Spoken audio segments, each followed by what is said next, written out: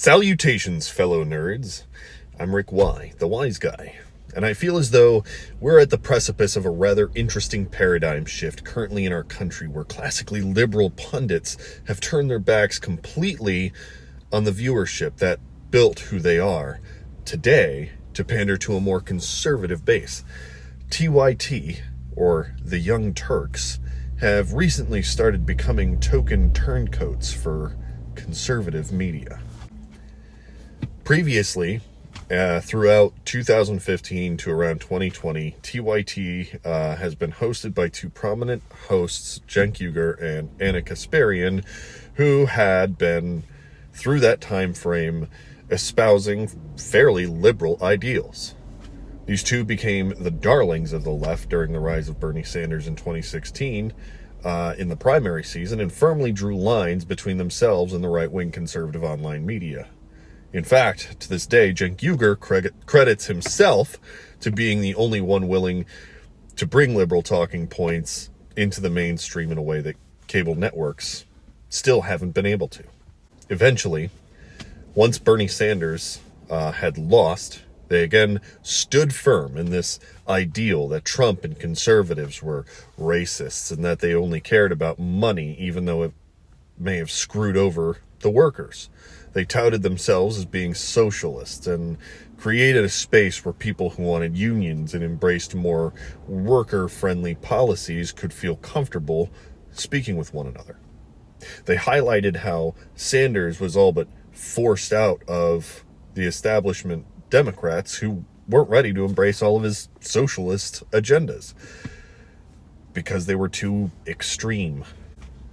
They even started to truly come into their own as they hired better teams and equipment and became capable of delivering a position with more journalists in a professional setting that could end up meeting the mainstream media eye to eye. And where they were performing something that, until then, the moneyed interests didn't actually see as a possibility.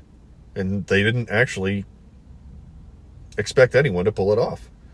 And out of this, we got noteworthy voices in the progressive movement, like Cenk's nephew, Hassan Piker, Mayor Mondale Robinson, and Emma, the co-host on the Majority Report with Sam Cedar. Yet they were all of them deceived. You see, the past few years, the hosts of TYT have shamelessly dove into a pool of needless wealth over principle.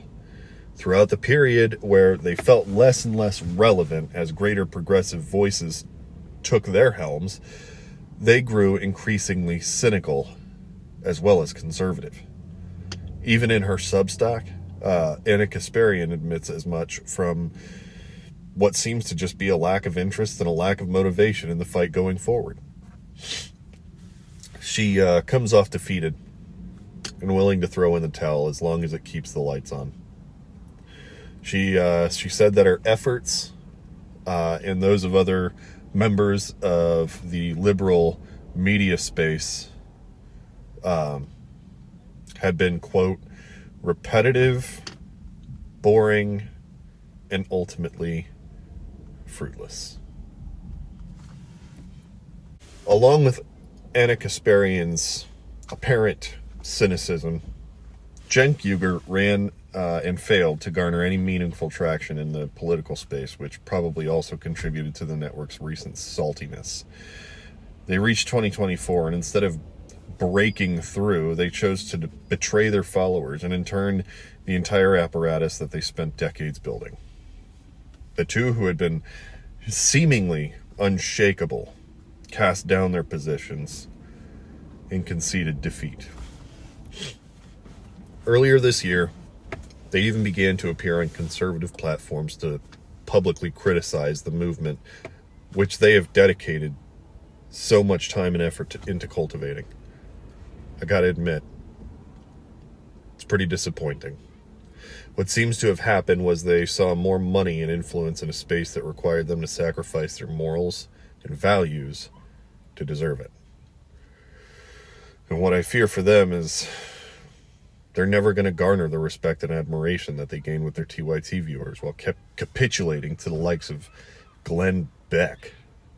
And when it finally dawns on them that they were simply used to prove to conservative viewers that they were simply feckless individuals who will dance to the tune of whoever happens to be throwing the most money at their feet, they'll lose everything in return. What I can say with positivity is that there still remain spaces wherein the progressive media landscape remains untarnished.